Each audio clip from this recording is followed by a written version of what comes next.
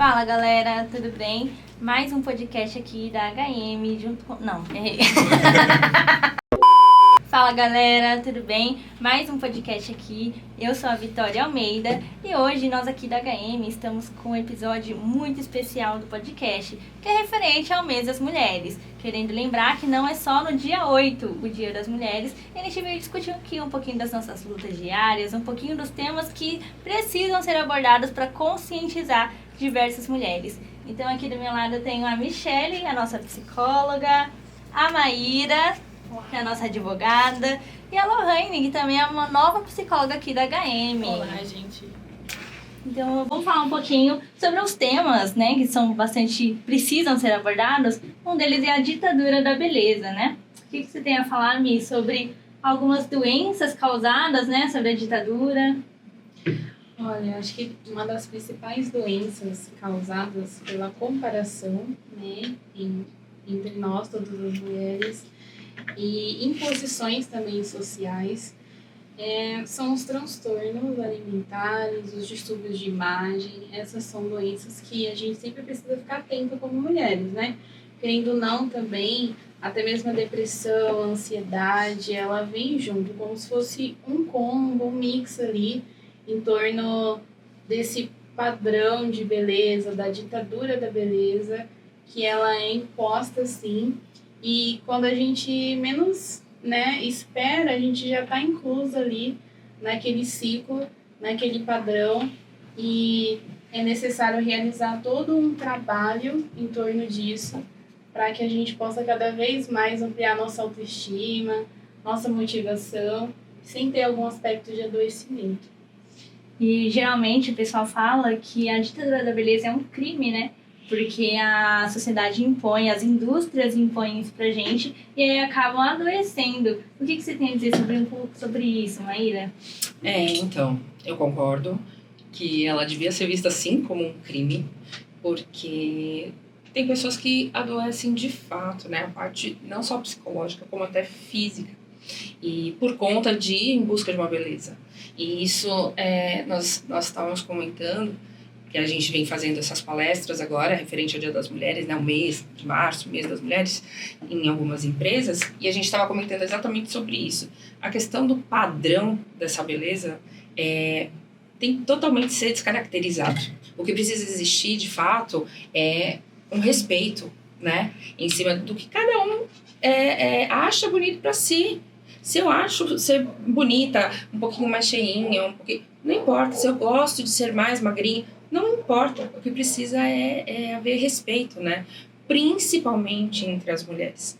Porque com as mulheres parece que existe uma certa rivalidade, uma busca ali de não preciso mais do que ela, dentro do ambiente de trabalho, que parece que esse padrão ele acaba vindo para dentro da empresa e havendo concorrência, muito também por conta disso, para se destacar. As pessoas hoje em dia estão preferindo se destacar na parte física do que mostrar realmente, de fato, alguns atributos que levariam a um destaque profissional muito mais efetivo do que a parte da beleza, né? Então, eu acho que isso precisa ser desmistificado e precisa ser respeitado. É o que eu entendo muito pouco perto das psicólogas aqui. O meu é só o que eu acho realmente, mas não é sobre isso. Essa ditadura da beleza também é muito culpada pela rivalidade, né, causada dentro das instituições, dentro das escolas, das famílias. Como que a gente poderia consertar isso, enfrentar isso, né, de uma maneira mais, né, ativa, pra gente não adoecer com essa ditadura que a gente tem aí? Eu acho que o grande problema dessa ditadura é que ela não começa, sei lá, quando a gente tá só adulta ou quando a gente tá jovem, adolescente, que é quando a gente começa a realmente perceber a rivalidade. Ela começa muito mais cedo. É igual, essa ditadura da beleza, quando você tem um bebê, você chega e fala assim, nossa, mas seu bebê tá meio carequinha, né? Ai, mas seu bebê nasceu com um rostinho de joelho. Ai, não, mas seu bebê é isso, seu bebê é aquilo. E já começa ali as comparações que a Mi traz, né? Então, uma criança pequena, às vezes, já começa a desenvolver ansiedades, depressões e se apropriar de coisas que não têm relação com a vivência dela, né? Não devia ter, pelo menos, mas acaba tendo. Né? Então, acaba a pessoa acaba se apropriando de uma coisa que não era para ela se apropriar. Ela se desenvolve e ela vai reforçando isso, porque ela vai se desenvolvendo, chega na adolescência, alguém fala alguma coisa, ela fala, opa, é verdade, já me falaram isso antes, então ela reforça. Ela guarda aquilo pra ela. Aí ela chega numa empresa, ela vê uma mulher ali dentro daquilo, que tem aquilo que ela viu nela, ou que ela deixou de ver nela, que ela pensa que ela tem que ter. Então, de novo, ela vai apontar e falar, essa mulher tá errada, essa mulher isso, essa mulher aquilo. E aí, desenvolver cada vez mais a rivalidade, competitividade. Ou uma coisa muito bacana que vocês citaram na palestra de vocês, que eu achei muito legal, era como mulheres acreditam que quando elas chegam num ambiente, elas às vezes desmerecem a outra mulher por uma conquista. Se ela tá naquele local, ela provavelmente não é competente para aquilo, é só por causa da imagem dela. Só porque ela é mais atraente, ou mais bonita, ou às vezes deu em cima de alguém. Não é só os homens que colocam essa imagem pra gente. Mulheres também fazem isso porque se apropriaram dessas ideias muito cedo na vida. Então eu acredito que pra gente desmantelar essa estrutura que é gigantesca que está introduzida na gente, a gente tem que ir lá atrás, é do começo, né? Nem só agora que a gente discute isso mais como mulheres, agora que a gente debate, que a gente tem podcast, a gente tem vídeo, a gente tem muito acesso à informação, é legal pra gente disseminar essa informação, mas a gente tem que olhar para nossas crianças. Eu acho que é ali que a gente tem que trabalhar, entendeu? É a base de tudo. Nossa, eu tava vendo, tem uma síndrome de Barbie, alguma coisa assim, síndrome da Barbie, que é a Barbie perfeitinha lá, né? Aí a criança já vê a Barbie perfeita e cria aquela idealização que é aquilo que tem que ser, né? Daí você já trazem pra gente isso desde que a gente é pequenininho. Sim. Então, Sim, eu acho que isso que a Lohane estava falando é uma expectativa dos pais que vem desde a gestação, né? Porque todo mundo espera conhecer o seu filho de uma forma, né? Fica imaginando ali durante aqueles 9 meses como seria o rostinho, o que puxaria ali de um e do outro. E às vezes existem uns preconceitos ali no período de nascimento. Às vezes a criança ela nasce com alguma deformidade, nasce com alguma síndrome, ou não puxa um aspecto ali do pai, porque hoje em dia ainda existe esse preconceito que a criança tem que nascer parecida com o pai, ou às vezes tem que nascer parecida com a mãe. E às vezes não, gente, a criança ela puxa vários traços diferentes, né? Então, às vezes acontece também das mamães elas olharem ali para os seus filhos e não se conectarem de alguma forma por conta da aparência da criança, rejeitar.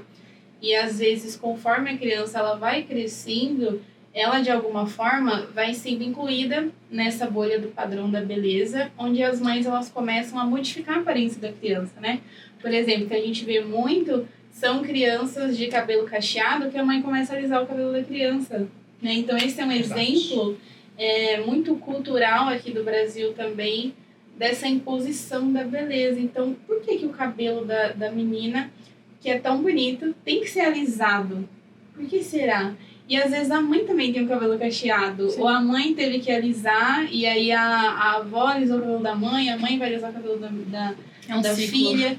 E esse ciclo ele vai se repetindo cada dia que passa, né? Então acredito que esse período vem de um período muito antigo mesmo, né? Esses padrões aí que são impostos de alguma forma, né? E eu não sei se vocês também sentem isso, mas você falou esse negócio de Barbie, e aí me retomou com o que a Mi estava falando, de que às vezes quando a mãe não se identifica, ela cria artifícios para se identificar, ou cria artifícios para fazer aquilo que ela gostaria nos filhos. Isso é muito, muito típico, né? Projeção, né? Ela projeta e ela transfere isso pro filho dela e ela coloca isso, e muitas mães fazem isso nesse sentido de tentar fazer com que o filho seja aquilo que ela gostaria, porque ele não é, né? E ela vai trabalhar em cima disso. E não sei vocês, mas eu me identifiquei com isso nesse sentido da Barbie. Porque eu tinha essa imagem de meninas muito femininas, delicadas, que a gente associa a feminilidade a isso, a delicadeza, a rosa. Barbie é rosa, né? A Barbie sempre, depois de um tempo, ela foi começando a ter as profissões dela, que a gente foi vendo que ela podia ser o que ela quisesse. Mas até então, quando eu era pequena, a Barbie era uma modelo, uma menina muito bonita, e uma menina que se vestia com roupinhas pequenas e cor-de-rosas com brilho. Barbie era bailarina, Barbie era essas coisas. E eu não era essa pessoa que me identificava com essas características. Provavelmente dentro da minha criação, dentro da minha casa, 2 irmãos mais velhos, minha mãe também sempre foi bem o que a gente chama de moleca, né? Mas é mais uma palavra que a gente associa ao homem, não necessariamente devia ser assim. E então, dentro disso, eu olhava e falava, putz, cara, eu tô muito errada.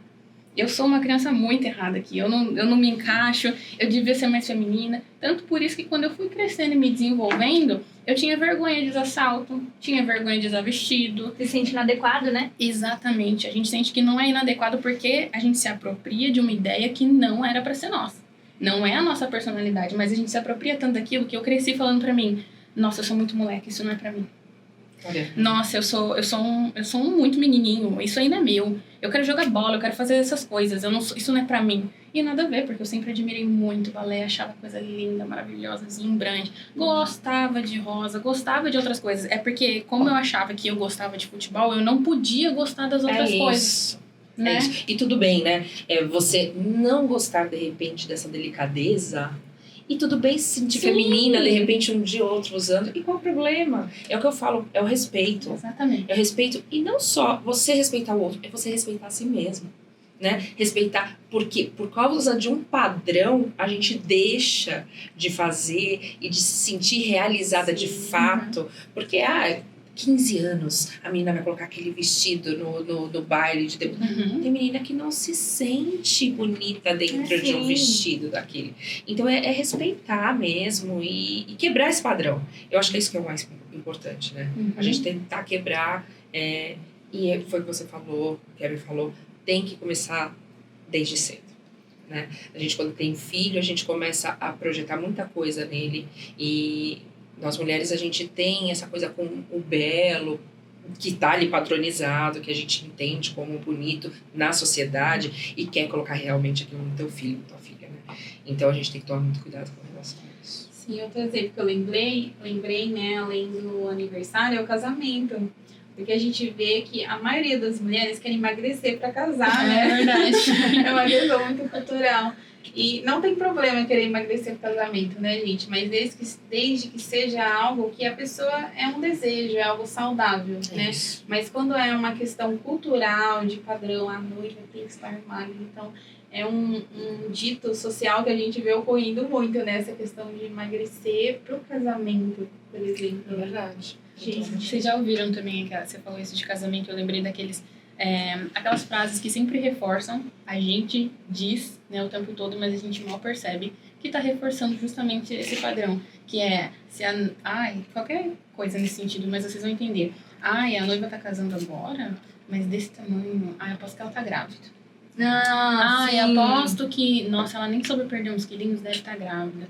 Mas também, né, não sei, não tinha isso, não tinha aquilo. A gente começa a atribuir coisas que não tem nem um pouco de relação, porque a gente tem que criar uma causalidade com a situação que desmereça, desvalorize a mulher. Não sei se a gente sempre faz isso, né? É um movimento que se tornou, como é cultural, a me diz, se tornou automático da gente. Eu sinto que a gente faz muito isso, né? Nossa, gente. A minha mãe, ela é uma pessoa super delicada, super que gosta de se cuidar, não sei o quê. E eu nunca fui uma pessoa, tipo, muito... cheia de mimimi, lacinhos, não. Aí a mãe ficava assim, nossa, por que você não é assim? Aí a mãe pegava, arrumava meu cabelo e não sei o quê. Aí eu já parecia toda desarrumada. Então eu acho que é isso. E os pais projetam o que eles são, né? Tipo, minha mãe queria que eu fosse delicadinha, arrumadinha igual ela. Aí quando eu não era, acabava criando uma frustração. Aí a gente acaba se sentindo meio errado, né? Nossa, por que eu não consigo ser assim? Por que eu não consigo gostar de lacinho? Aí a gente acaba tentando entrar no padrão, né? Tentando se adequar. E quantas mulheres também não tentam se adequar nas empresas? Se adequar para ser amigo, se adequar para ser uma boa namorada, né? Minha namorada não gosta de uma pessoa gordinha, não gosta que use uma roupa assim, vou me adequar ao que ele quer. E muitas das vezes pode ser isso da projeção, né? Que a gente fala. Sim, eu acho que as projeções, elas também não estão só em torno daquilo que amanhã, por exemplo, às vezes está em torno daquilo que a mãe gostaria de ser, né? Pode também estar ligado a essas questões, até mesmo de beleza, por exemplo, uma mãe que não teve acesso à maquiagem, né? Até uma certa idade, na infância ou na adolescência, e aí começa a querer apresentar esse mundo ali para sua filha como se fosse algo que ela realmente deveria gostar. Um exemplo, por exemplo, né? Eu vejo que esses transtornos, essas doenças, essa ditadura da beleza, ela só começa a acontecer por conta de traumas. Então, por exemplo, alguma coisa acontece na vida dessa pessoa que ela começa a se questionar. ela começa a questionar a sua aparência, o seu jeito de ser, alguma coisa ocorre. E um grande exemplo, que a gente até citou ali numa palestra nossa, é a escola. Na escola a gente pode perceber, quem nunca, né, gente, sofreu um preconceito na escola por causa da aparência, né, preconceitos por conta da aparência. Então eu percebo que às vezes a pessoa até tem uma estrutura bacana dentro de casa, né, em torno, não tem posições, não tem comparações, mas às vezes a criança ela começa a frequentar alguma questão social como a escola, e eu mesma já sofri preconceitos na escola por conta de aparência, né, e às vezes ali que começa, né, essa sementinha do adoecimento. Eu também, na escola, eu passei por isso. No meu caso, eu era muito magra. Então, o pessoal me chamava de bike. Ai, olha lá, a bicicleta vem vindo. Que parecia o araminho da bicicleta. Então, e aí minha orelha também fazia rápido, a orelha aparecia um pouquinho. Aí o pessoal, aqui tem a orelha mais à vontade. Gente, a minha orelha, qual o problema? Os meus avós têm essa orelha e tá tudo bem. Então, assim, é complicado. E eu acho que chega a pontos muito sérios que envolvem também, né, as leis. Por exemplo, às vezes tem-se uma aluna muito bonita, por exemplo, ali dentro do padrão, e uma outra começa a perseguir aquela pessoa só porque ela é bonita, né? Acontece isso também, né, gente? Ela, na visão dela, aquela pessoa é muito bonita, ela segue o padrão, e às vezes a pessoa, por insegurança, ela começa a querer descontar questões emocionais naquela criança, né? Então, também já aconteceu comigo isso. Não por conta de questões de beleza, né? No meu caso era porque eu era uma aluna dedicada na escola e tinha alunas que não seguiam o mesmo segmento que o meu, e elas realmente começavam assim a me atacar, a pegar no meu pé. Ai, é quietinha demais, só tira nota boa, faz nada de errado. Então isso vai contra a sororidade feminina que a gente estava conversando. Então, saindo um pouco dessa questão da beleza, né? As questões sociais na escola, na sociedade, também pode ocorrer por outras questões, né? Nossa, eu tô cansada. Eu não consigo nem contar quantas vezes já não quiseram bater em mim na escola. Aí você pergunta, por qual motivo? Eu só existia. Eu só ia pra escola. Aí a pessoa ficava com raivinha. E aí, tipo, ai, eu vou te pegar na saída, não sei o quê. Nossa, quantas vezes realmente já não teve que ir lá na escola me buscar pra não acontecer nenhuma coisa. E simplesmente era porque, eu sou amiga do fulaninho aqui, bonitinho, que a ciclana gosta. Mas não quer dizer nada. Mas aí ela ficava com raiva, achando que a gente ia roubar, né, dela. Isso. E aí acontecia esse negócio. Então a rivalidade já tá instaurada aí, né? Desde... No seu caso era porque você era bonita e eles queriam te perseguir. mas é complicado, porque tipo, a rivalidade já tá desde criança, né? Quem foi que ensinou isso? E você percebe isso, é triste ver isso em discurso de adolescentes, pré-adolescentes às vezes, mas vocês veem exatamente essas coisas. Que é, a pessoa tá num casal, né? E a outra menina, por acaso, tem uma amizade ou passou assim, comunicação zero, autocontrole zero, autogestão, gestão emocional não tem. Então essa pessoa vai olhar e vai falar assim, eu tô com uma insegurança dentro de mim quanto à imagem dessa outra mulher que eu estou vendo, e ao invés de eu lidar com essa minha insegurança, ou lidar com o fato de que, sei lá, não me sinto confortável com eles sendo amigos, deixa eu conversar com o meu companheiro sobre isso, sabe? Não, isso não existe. Claro, eu não estou exigindo isso de pessoas muito jovens, porque a gente sabe que nem adulto tem, né? Vai o jovem ter. Mas o que eu digo é assim, é nessa que a gente percebe eu vou pegar aquela fulana de tal, eu vou fazer assim, assim, assado, eu vou pegar ela no final na saída porque ela tá fazendo isso. Não, nada disso existe, né? Uhum. E a gente vê isso acontecendo de jovens a adultos, né? A raiva de uma mulher voltada para outra mulher, ao invés, às vezes, vamos supor, um caso de traição ou coisas assim, que a gente sabe que o errado ali não necessariamente é a mulher. E a gente joga essa raiva, direciona a mulher, né? Ao invés de tentar resolver ou tentar buscar entender com a outra, né? Sim, né? Os nossos mecanismos de defesa, eles falam um pouco sobre isso, né? Então, essa questão da agressividade, né? Tem muitas mulheres, pessoas que utilizam isso na sociedade, né? Então, começa a colocar a agressividade ali para esconder alguma fraqueza muito grande, né? Mas vai chegar um certo ponto, vai chegar um certo momento que isso não vai, de alguma forma, suprir aquilo que você realmente está precisando, né? E aí a pessoa vai se rendendo a essas autossabotagens. Então, esse exemplo aí da escola é um exemplo bem clássico, né? Então, é igual a Vitória falou, às vezes a pessoa nem sabe o que ela fez. Às vezes só ela tá ali levando a vida dela, tá tudo bem. E a gente pode perceber que essas pessoas, elas são mais agressivas, né? Na escola, quem começa a desempenhar preconceitos, perseguições, né, gente? Acho que desde o princípio até hoje, a escola sempre acontece essas questões de uma pessoa perseguir a outra, ameaçar a outra, de ir parar em delegacia, em ação judicial. Então, assim, até que ponto chega, né? Algo bem grave.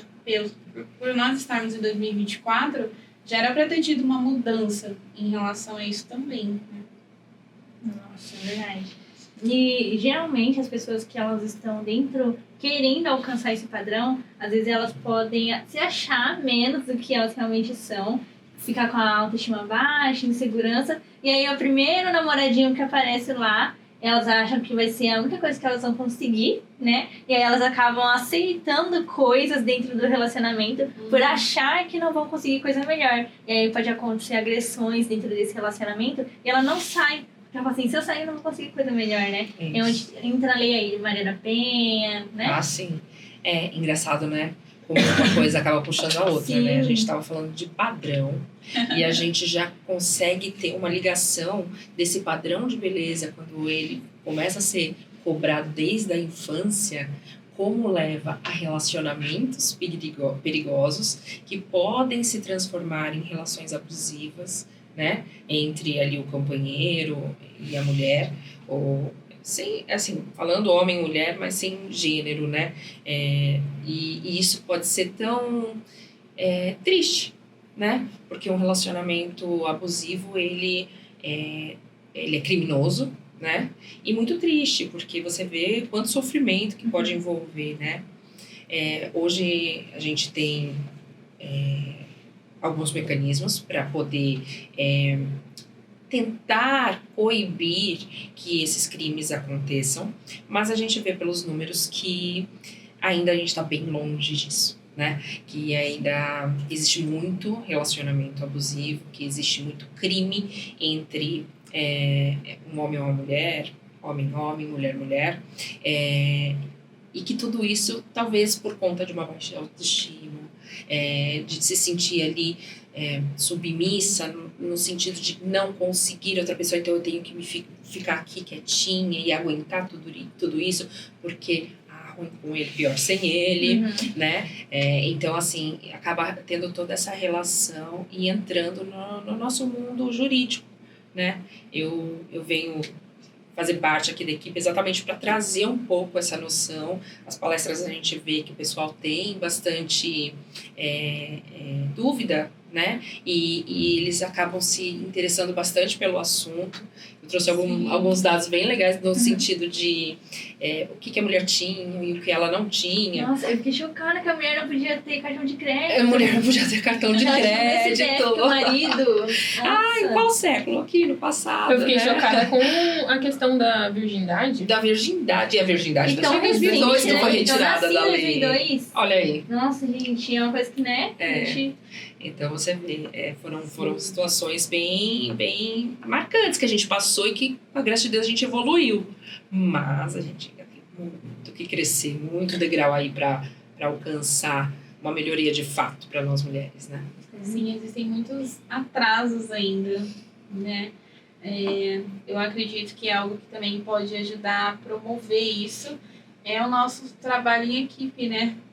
Esse trabalho feminino de uma mulher alertar outra, levar o conhecimento para outra, porque às vezes tem muitas mulheres que estão em relacionamentos abusivos por falta de conhecimento. Às vezes isso faz parte do mundo daquela mulher. O pai era abusivo com a mãe, aí ela tá num relacionamento abusivo, e às vezes ela tem amigas que estão num relacionamento abusivo, então é como se todos os relacionamentos fossem abusivos, às vezes, na cabeça daquela mulher. E até ela começar a entender que isso é algo que adoece, leva muito tempo. Ou não leva, a mulher morre, em muitos casos, né? E a gente pode perceber que esse relacionamento abusivo, ele tem uma vertente masculina. Porque a maioria das mulheres são mulheres que tiveram problemas paternos, ausências, abandonos, vulnerabilidades. E aí essa mulher ela cresce com um entendimento masculino, uma necessidade, uma dependência emocional muito grande, ao ponto dela entender que somente aquele parceiro, aquela pessoa seria capaz de alguma forma dar tudo aquilo que ela precisa. Muitas mulheres também, eu acho que elas não têm o conhecimento, né? Por exemplo, foi criada dentro de casa e o pai sempre ensinou que o marido tinha que ser o provedor e ela ia ter que cuidar da casa. Aí quando a mulher casa, ela acaba se tornando não só dependente emocional, mas também dependente financeira. Então não tem nenhum caminho para onde ela fugir, né? Tipo, se eu precisar comprar alguma coisa, eu preciso dele. Eu não tenho para onde morar. E fica com vergonha de voltar para casa dos pais também, né? Aí, então, o que a gente pode fazer para começar a trabalhar não só essa dependência emocional, mas também esse entendimento, né? O que a gente pode dar de conselhos aí para as mulheres, ou outras mulheres também que conhecem casos, né, e querem ajudar também? Eu acho que o primeiro lugar, igual você fala da informação, a Mi traz informação, autoconhecimento, gente, é rico demais. O autoconhecimento é uma coisa que, assim, empodera as pessoas, empodera todo mundo. E as pessoas realmente duvidam da capacidade do autoconhecimento. Quando você se conhece, você sabe, pode identificar quando algo não pertence a você, quando algo não é seu, quando algo não deve te tocar, ou quando algo te toca e não merece, isso não deve acontecer. Por isso que eu acho que o autoconhecimento é uma coisa muito rica para começar aí. Como eu adquiro autoconhecimento? Existem várias formas. As pessoas pensam, eu vou ter que fazer terapia, eu vou ter que falar com o psicólogo. Às vezes não. Às vezes você conhece autoconhecimento lendo livros de autoconhecimento, assistindo palestras de autoconhecimento, conversando com pessoas, estando em ambientes diferentes, sabe? Debatendo seus assuntos, debatendo as suas vivências. Para algumas pessoas, ir à igreja é autoconhecimento. Para algumas pessoas, estar em grupos de amigos é autoconhecimento. Entende? Então, você se proporcionar momentos de conversa, debates, discussões e de se proporcionar, assim, que você fale sobre si mesmo, que você possa se abrir quanto aos seus sentimentos, já é um local que você pode desenvolver seu autoconhecimento. Começa daí, né? Agora, outro ponto muito importante eu preciso conhecer o que é violência. E eu preciso conhecer quando ela acontece, né? E sinais de que ela acontece.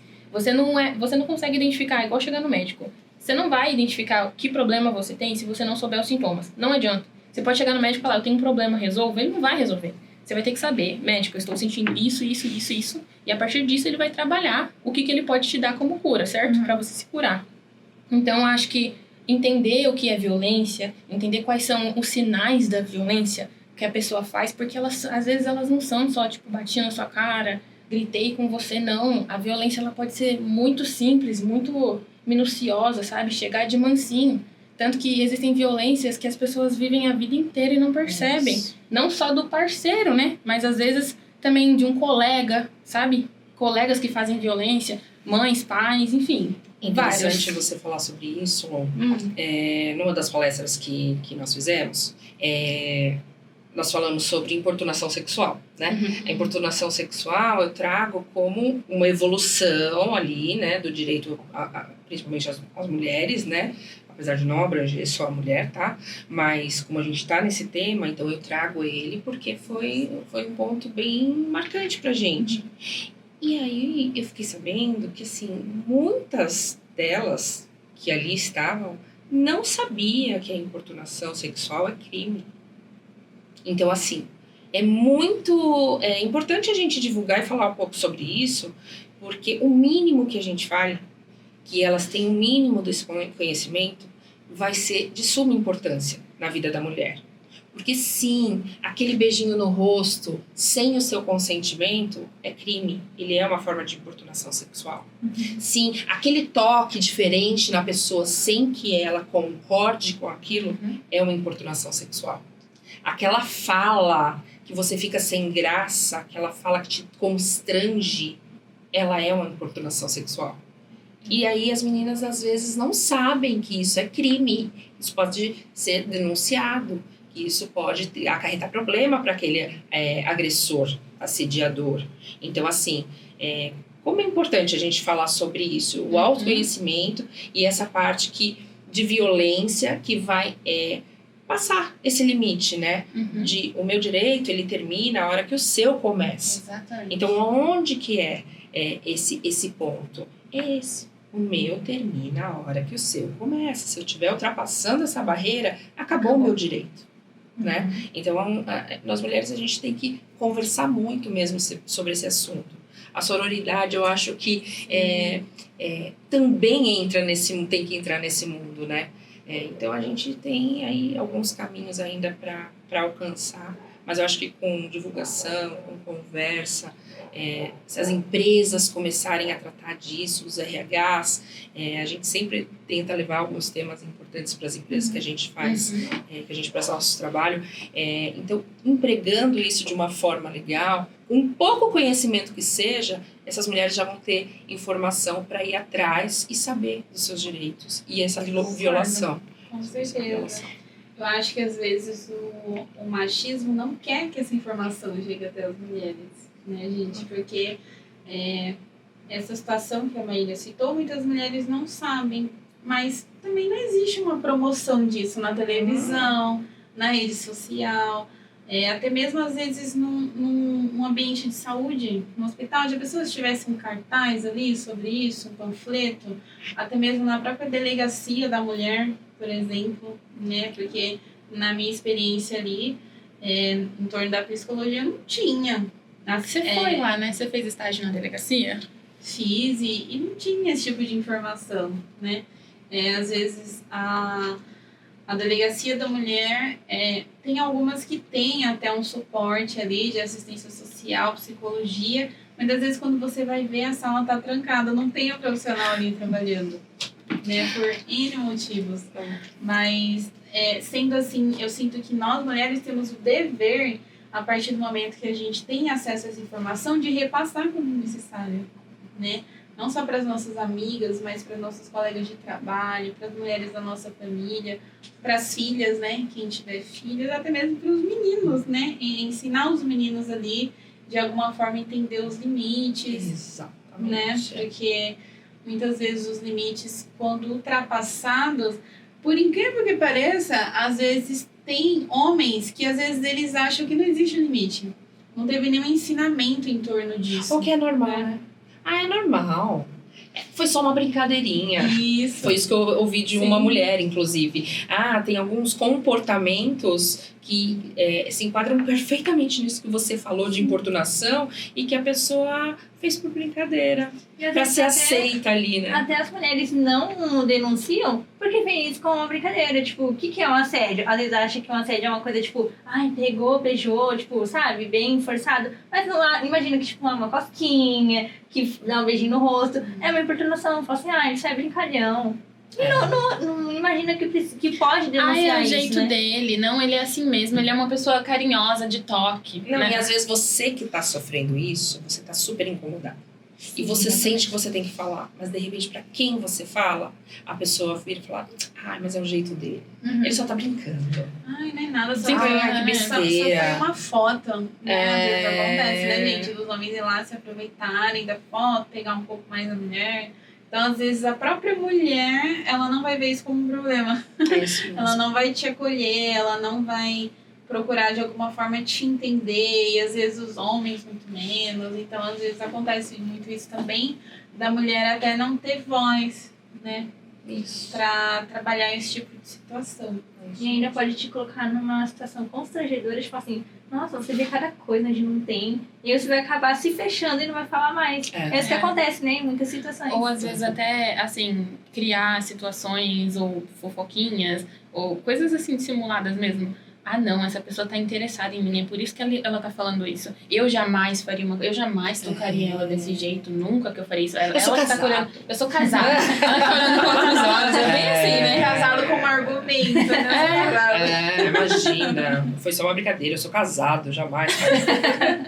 Exatamente. Me respeite, mulheres, vamos ter posicionamento. Exato. Falar ok, mas aqui não. E falem, não tenham medo de falar. E Porque eu acho que é a melhor coisa. Sim, e a primeira mulher que der um basta nesse rapazinho aí, nesse homem, né, que é brincalhão, ele nunca mais vai fazer isso com outras, porque isso ele aí. vai aprender, né? É. Então, acho que o que ele não aprendeu lá no passado, precisa ter uma intervenção aí de uma mulher Sim. pra ele aprender com a nova. Colocar E ele Vi, no lugar sabe o dele. que isso me faz pensar? Em como às vezes a gente evita fazer uma coisa falando, tipo, eu não tenho. A gente já se diminui, eu não tenho poder, eu vou falar pra quê? Não vai mudar nada. E você nem sabe, mas às vezes, numa conversa que eu tive com uma pessoa uma vez, eu falei, tá bom, não vai mudar nada pra você. Mas você já pensou, e se ele for fazer com outra pessoa? E aí? Você não acha que. Aí ela falou, não, mas imagina, eu ia permitir. Você não vai permitir? Então não permita agora, vai e fale. Fale na frente de todo mundo. Por isso que eu digo, a gente às vezes pensa que a nossa ação não vai ter diferença nenhuma, mas tem, gente.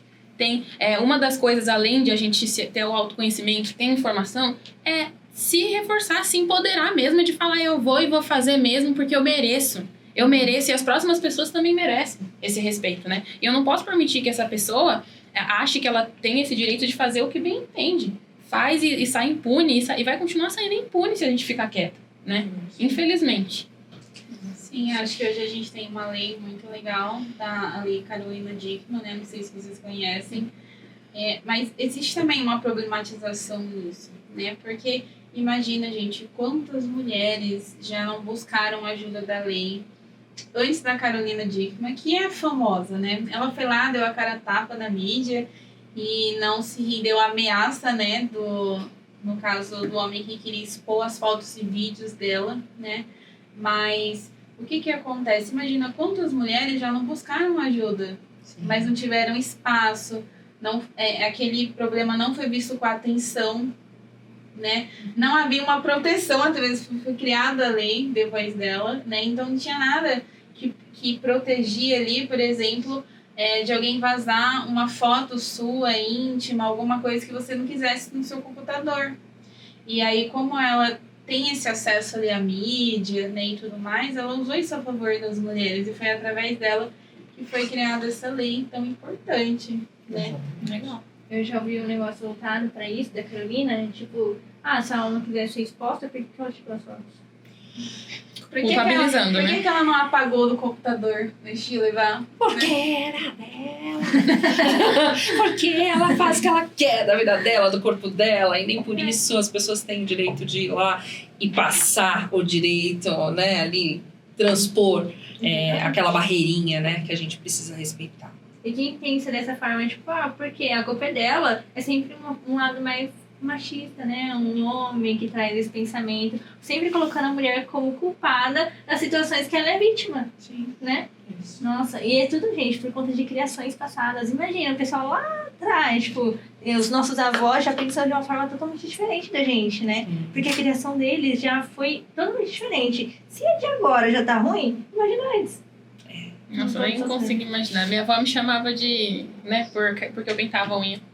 Falava que eu não podia pintar de certas cores, porque senão eu dava a entender que eu era não sei que lá o quê, né? Aí eu falava, meu Deus, A gente vó, tem que entender, né? porque A criação dela daquele no tempo. direito, o direito vai te explicar isso. Foi o que eu falei, lá na década de 60, elas não podiam trabalhar. Nada. Elas tinham que ter autorização do marido para trabalhar. Sim. Isso só mudou depois da década de 60. Ou a questão que você contou pra gente, muito bacana na palestra também, sobre a questão do CPF. Sim. Que o CPF, na verdade, era do marido. E eu fico imaginando assim, por isso que quando eu ouço minha avó falar essas coisas, eu fico, gente, o que essa mulher não passou naquele tempo? Exatamente. Era O CPF uma vivência. era vinculado, ela usava o número do CPF do marido. As mulheres mais velhas, elas tinham esse vínculo mesmo, de fato, de não serem ninguém sozinhas. Elas tinham cartão de crédito só se um homem pegasse empréstimo só se um homem assinasse. Então, assim, elas passaram por muita coisa. Às vezes a gente nem imagina, né? Estou falando no âmbito do direito, mas fora dele, também, com certeza, a vida não deve ter sido muito fácil, né? Muito preconceito, elas não tinham direitos iguais. Então, assim, a gente não imagina mesmo. Se hoje é difícil pra gente, a gente não faz ideia de como era pra nós. Eu já conheci casos de, tipo assim, bem no passado, né? Onde a mãe ficava com os filhos E aí o pai vinha, tipo, de 15 em 15 dias, ele vinha bêbado e não sei o que mais. E a mãe tinha que lidar com tudo aquilo, dos filhos, passava mal, tinha que lidar financeiramente, passando necessidades. E tava tudo bem. E se a mulher falasse alguma coisa, ela que tá ferrada, ele não tá sustentando, ele não tá fazendo as coisas. Imagina quantas mulheres não sofreram com isso, sabe? Tipo, interno, tendo que cuidar dos filhos, da financeira, sem saber onde tá o marido, estando casada por uma pressão da família e tudo mais. Imagina, como que não era a cabeça delas também, né? Sim. Sim, se a gente for observar o nosso histórico, né? Até mesmo os contos de fada, gente. O que a gente pode perceber? Que as mulheres não tinham nem direito de escolher com que elas iam se casar. Sim. E às vezes a gente vê aquele desenho e ainda achava lindo aquilo, né? A novela, coisas nesse sentido, né? Em alguns casos. Mas as mulheres não podiam nem escolher com quem elas iam se casar. E ainda existem, né, estados, países que isso acontece com muita frequência, ou por questões de religião, ou por questões políticas, ou cultural. Mas isso acontece muito também, né? A mulher... dependendo da cultura e do tempo, se nascesse mulher já não valia muita coisa. Porque quando a gente vai ver lá o histórico dos reis, das rainhas, o que eles queriam? Um menino. E aí a rainha ela tinha que emendar várias gestações para poder dar um herdeiro para o trono. Onde que foi mudando isso? Né? Falando de Inglaterra, com a rainha Elizabeth. Né? Mas, no geral, e assim, a história dela teve todo um contexto para ela se tornar a rainha, né? Ela não era da linha de sucessão. Então, como ela era a filha mais velha do tio que era predestinado a exercer, ele abriu mão, né? O pai dela teve que exercer. Após a morte dele, não tinha esse menino. E aí, como ela era a filha mais velha, ela ficou ali na linha de sucessão, que foi onde mudou tudo isso, né? Mas essa escolha, ela vem de muito antes. Eu tenho uma avó, por exemplo, ela me fala isso, que ela não queria casar. Mas antes, quando chegava a idade, você tinha que casar. Porque não se tinha uma utilidade ali feminina na visão de muitos homens, né? Então, na maioria dos contextos, você não podia nem escolher. Você não podia escolher a hora que você queria engravidar, né? Então, muitas mulheres, querendo ou não... Isso ainda acontece hoje, né? Mas antes, muitas mulheres emendavam uma gestação atrás da outra, né? Sofriam um monte de negligências no parto, morriam no parto, não tinha direito à prevenção, acesso a isso. Então, assim, muitas violências... foram, de alguma forma, negligenciadas e ainda são. Mas, às vezes, a gente não tem o acesso a isso, dependendo, né, do que a gente assiste, do que a gente lê, o local onde a gente mora. E um assunto que veio muito a ser discutido esses tempos foi a Ilha de Marajó, que chocou muita gente. Mas isso faz parte da realidade de muitos lugares, gente. Fora do Brasil também, mas às vezes como não tá perto da gente também não pode se sentir culpado por isso, né? Porque às vezes a informação não chega até a gente. Mas quando a gente vê isso em 2000, nos anos 2000 acontecendo, é algo muito triste. Você vendo crianças sendo vendidas, sendo objetos sexuais, questões culturais, políticas, de poder ali envolvendo, é muito triste, porque temos as leis que protegem as crianças, né, que protegem as mulheres, mas nem sempre, dependendo do fator cultural, dos fatores políticos e de poder, nem sempre as mulheres elas têm os seus direitos garantidos. É isso. Foi interessante isso que a gente falou sobre negligência no parto, né, onde as mulheres faleciam e tudo mais. Recentemente aconteceu um fato, um caso, né, de uma mulher que ela foi ter o bebê e aí o médico começou a xingar ela. Sim. Não sei se você viu. E aí foi criada uma lei referente a isso, as negligências e agressões, né, durante o parto? Então, especificamente não. Mas ela se enquadra em alguns artigos de proteção, né? Mesmo porque ela foi agredida ali. Ela não, então, assim, ela tem sim os direitos dela, tanto que isso é um motivo de uma ação, né, jurídica ali, uma ação penal. Então, mas especificamente para isso ainda não. E outra coisa, é legal me falar sobre o conto de fadas, né? Tem o caso da Branca de Neve e da Bela Adormecida, que a Branca de Neve morreu e a Bela Adormecida tava dormindo, né? Aí o príncipe chega, dá um beijinho nela lá. Pronto. Importunação sexual. Salvador. Nossa, que E a gente romântico! assistindo isso, tava tudo certo. Nossa, que lindo, e não sei o quê. Imagina, quantas pessoas também, né, não teve essa visão, tipo, que tá tudo certo. Imagina, o estupro também é muito voltado pra essas coisas também, né? É, como aquele caso que, assim, agora, hoje em dia, as pessoas já têm um pouco mais de informação sobre isso. Mas acreditavam que não existia estupro em um casal. Um pessoal casado achava que não existia estupro. Gente, existe sim estupro no casamento. Né? E as pessoas achavam que não. Não, isso aí é você marido e mulher. Primeiro que vocês têm que resolver sozinho, né? Quem briga de marido e mulher não se mete de colher.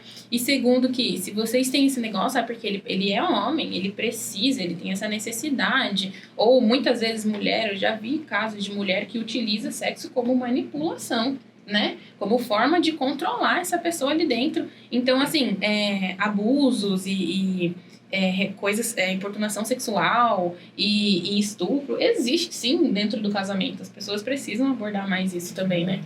Aqui na cabeça deles, o estupro é só tipo, eu não te conheço, você não conhece e pronto. Mas não. Te peguei à força no meio da rua, é isso que as pessoas imaginam dessa cena, né? Do cenário de estupro. Imagina se eu sou de uma mulher casada, se ela se sente agredida, né, pelo marido nessa situação, for fazer um BO, uma queixa sobre isso. Imagina o que não vão falar dentro da família, o convívio dela. Acho que por isso muitas das mulheres não têm essa informação e também ficam caladas, porque sabem que não vai ser bem visto, né? Sim, partindo também dos contos de fada, eu lembrei de um fato.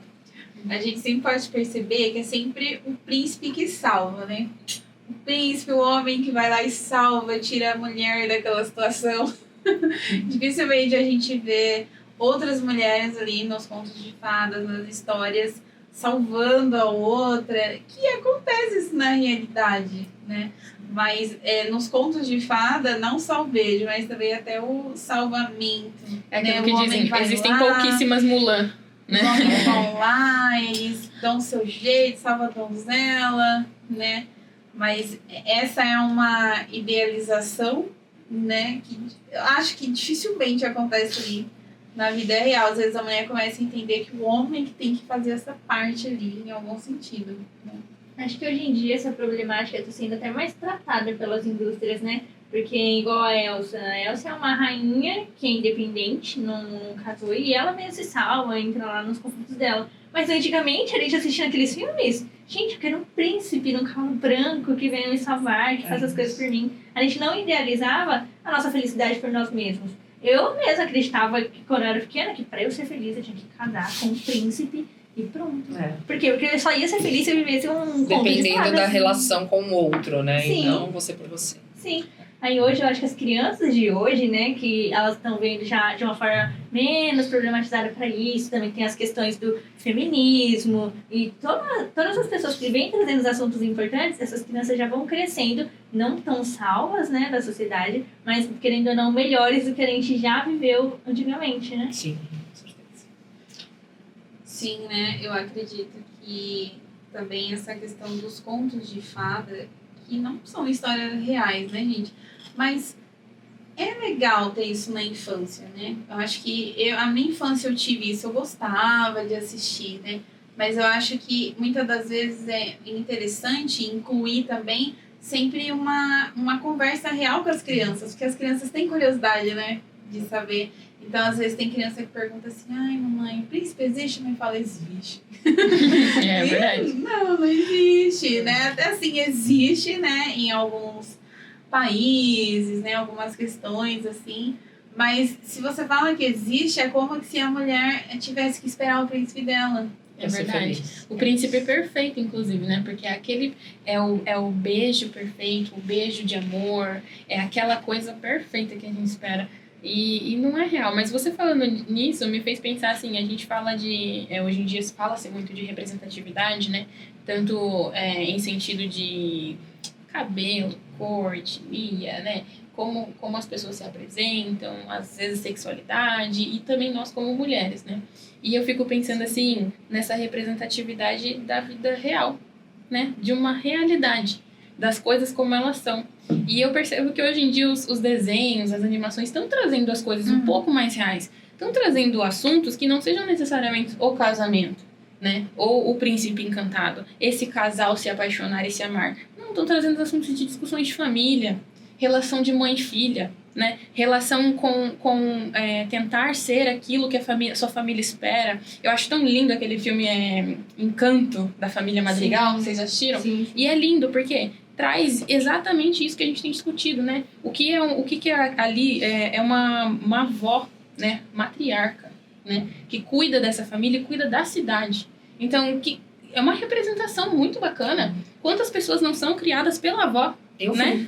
Eu fui Então, criada pela minha avó. Eu acho tão lindo isso. E, de novo, trazendo questões de família, questões de autoimagem, questões de você tentar cumprir com aquilo que esperam de você e às vezes você não ser aquilo, você não conseguir cumprir, você se sentir inseguro. Então, são filmes hoje em dia que estão tratando de assuntos reais. É uma representatividade não só da mulher, ou uma representatividade de tipos de cabelo diferente, de etnias diferentes, sabe? Não, é mais que isso, é da vivência real, né? Da nossa realidade. Sim, verdade. Então, gente, é isso. Vocês têm alguma coisa, algum recado para dar para as mulheres nesse mês, né, de março? E também lembrar elas que não é só um dia, e sim nos outros 364, ou nesse ano 365, né? Ano bissexto. Tem alguma mensagem para dar para as mulheres? Acho que a minha mensagem é se amem, e se amem para buscar, se amem o suficiente para buscar se conhecerem, para buscar o autoconhecimento, para buscar entender o outro e se entender principalmente, para entender o outro, né? Antes de querer curar, a gente tem essa mania, querer curar o outro, se cure primeiro. Acho que essa é a minha mensagem. É isso. A minha é que procurem sim seus direitos, não fiquem caladas. Vocês têm, com certeza, aí um vizinho, uma prima, uma irmã, que vocês podem contar. Eu acho que hoje a gente tem essa rede de apoio muito mais fácil do que antigamente, que a gente não podia falar nada, porque era motivo de apontamento. Então, assim, procurem seus direitos, conversem, que todas nós podemos ser absolutamente tudo. Tudo que a gente quiser ser, a gente consegue ser. Então, só buscar nossos direitos e tentar viver a vida ali para ser feliz pensando em você e não só no outro.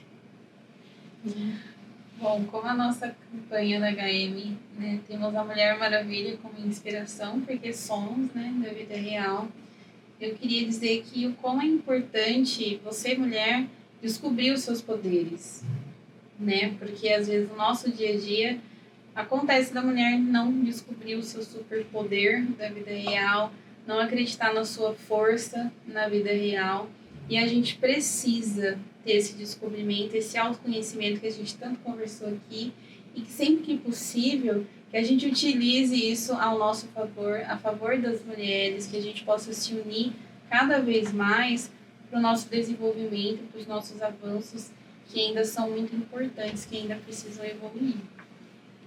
Então, é basicamente isso. Obrigada por terem nos acompanhado até aqui. E lembre-se sempre de espalhar o seu poder aí pela sociedade, de não se deixar ser calada, né, pelo patriarcado, e sempre inspirar outras mulheres, levar informações para elas, ajudar outras mulheres, porque como nós somos mulheres super-heroínas, nós temos sim que ter esse papel na vida de outras heroínas também, tá bom? Obrigada por terem participado, por terem nos assistido, acompanhado aqui o nosso bate-papo. É isso. Tchau, tchau. Tchau. Alô.